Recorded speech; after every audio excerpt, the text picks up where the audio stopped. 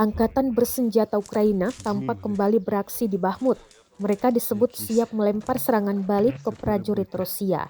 Rekamannya beredar di Telegram pada Kamis, 8 Juni 2023. Belasan pasukan Ukraina tampak berada dalam pengangkut personel lapis baja. Mereka kemudian menyisir pinggiran Bakhmut dan menemukan parit-parit dengan mayat tentara Rusia yang terkapar. Dalam keterangan unggahan disebutkan prajurit dari Batalion Mekanik ke-1 Rusia menunjukkan hasil serangan yang berhasil di arah Bakhmut.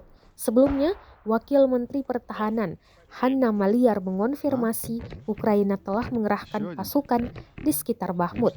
Selain itu, Komandan Angkatan Darat Ukraina Oleksandr Syrskyi juga mengatakan Rusia terus mengalami kekalahan signifikan selama pertempuran di sekitar Bakhmut, Ukraina Timur. Пунктов Причистовка и Угледар Донецкой Народной Республики уничтожены 2 склада артиллерийских боеприпасов 68-й егерской и 72-й механизированной бригад Вооруженных сил Украины. Нанесено поражение 86 подразделений в районах населенных пунктов Владимировка, Кременная Луганской Народной Республики, Табаевка Харьковской области, Никольская Донецкой Народной Республики и Жеребянка